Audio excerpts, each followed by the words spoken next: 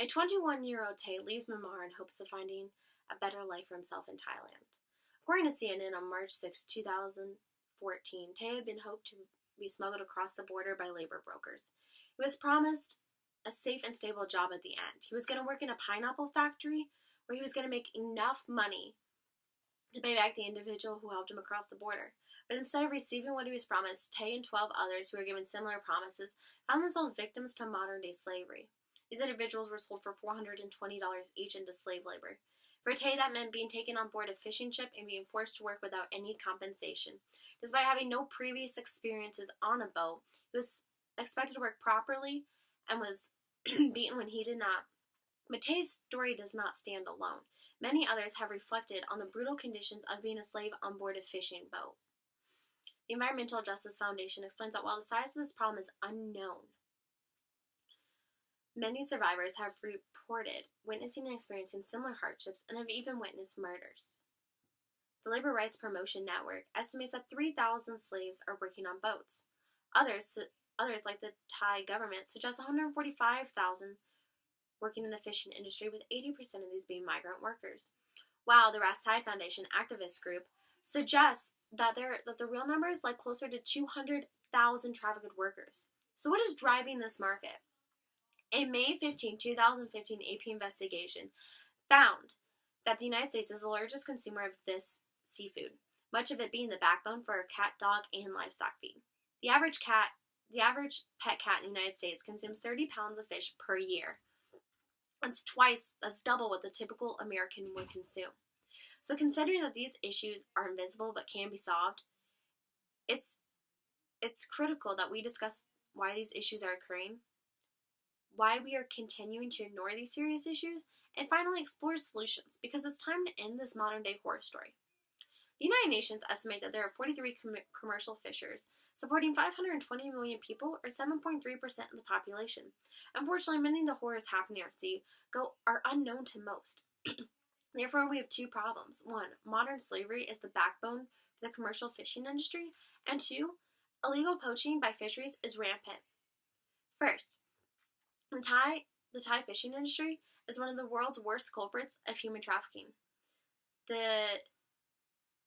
While no concrete numbers exist, a 2014 Guardian investigation, a 2015 AP report, and a 2015 New York Times investigative series found a large human rights problems impacting a large number of men who are bought and sold like animals and held against their will. Many of these victims, like Tay, come from places like Cambodia and Myanmar. Those who have managed to escape tell of being tricked into crossing the border by traffickers who are promising gainful employment, and instead face horrific working conditions, including 20-hour work shifts, regular beatings, torture, and execution-style killings.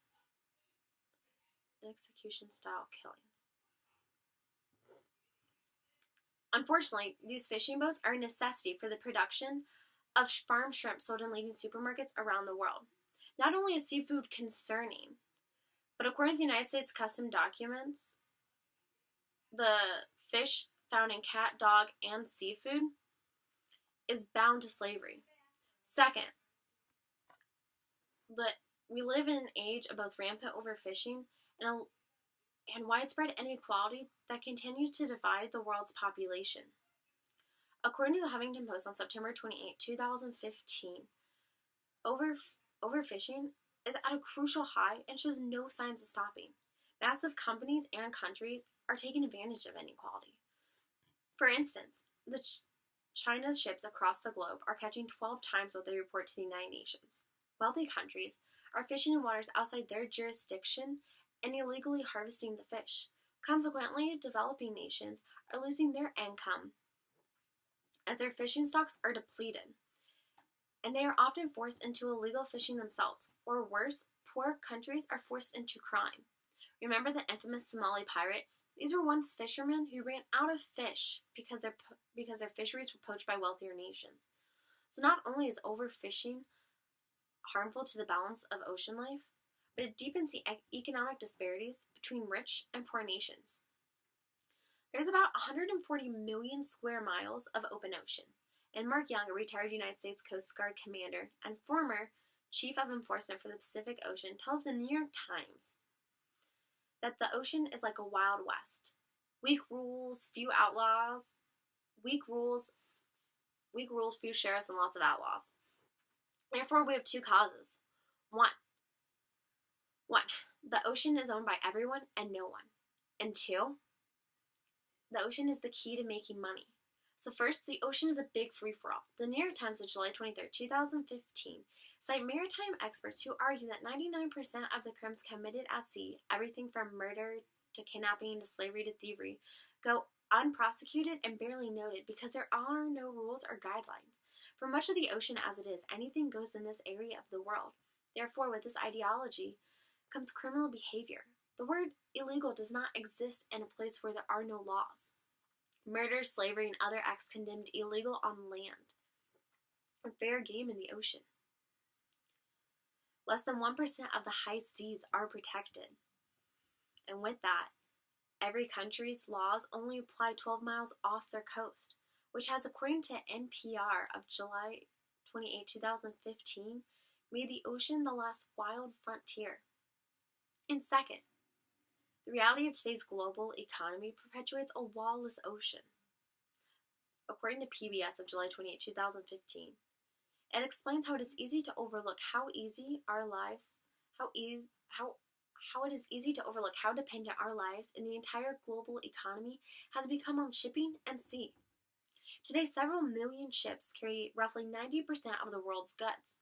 Our desire for cheap products, anything from clothing to phone cases to cat food, allow industries to slash costs by cutting economic corners and ignoring human rights. Specifically regarding fish, the South Morning China Post of July 14, 2015 explains how the pathways between the ocean and our dinner plate are really linear. Instead, fishing companies, transportation firms, processing plants, and distributors form a complex web, making it difficult to know just how that $12 bag of shrimp made its way to our Walmart. The Guardian of June 10, 2015 explains how today's sea slaves cost 95% less than the slaves did at the height of the 19th century slave trade, meaning their economic value is worth less than the fish they catch. So clearly something must be done to bring back law and order to the high seas.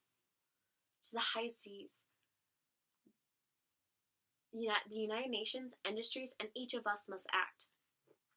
So the United Nations, according to EcoWatch of September 28, 2015, has shown a commitment to improving safety and environmental regulations for the ocean by adopting the Port State Measures Agreement. This treaty will cost-effectively support port inspection standards and require boats to adhere to labor standards and fishing. This pact will go into effect once 25 governments have ratified it. To date, 14 have done so. The United Nations must make this treaty a top priority and target the countries who have yet to do so, who have yet to sign it. And second, the New York Times of July 23, 2015 explained that until the government oversight and regulations are sufficient, ship owners and seafood companies must ensure an ethical and sustainable industry. They must take responsibility for their supply chains in order to protect their workers, our oceans, and their own livelihoods. The United States is the largest consumer for canned tuna. Therefore, seafood buyers like Bumblebee, Chicken of the Sea, and StarKist must improve their traceability systems to be able to track products from bait to plate. And they must be able to conduct audits to ensure that these practices are being implemented in their supply chains. Personally, as consumers, we all have a responsibility to keep the seafood industry accountable. If your pet food contains fish meal or fish oil in it, it most likely came from Thailand, where slave labor is prominent. NPR March 27, 2015 reminds us that labels such as Iams, Meow Mix, and Fancy Feast are bound to slave labor. For those seafood lovers, an investigative report shows that seafood bought at Kroger, Walmart, and Costco were caught by slaves. To address this, we should ask for and purchase United States caught and raised fish. Not only will this practice ensure clean fish, but it will support sustainable fishing practices and avoid the possibility of inadvertently supporting slavery. It will eliminate the risk of illegal activity and help American fishers. Today we identify lawless acts in the sea.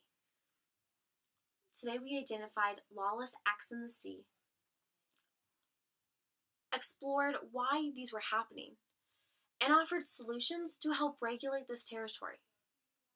1 in 5 fish caught in the sea were caught illegally, and they were most likely caught by slaves.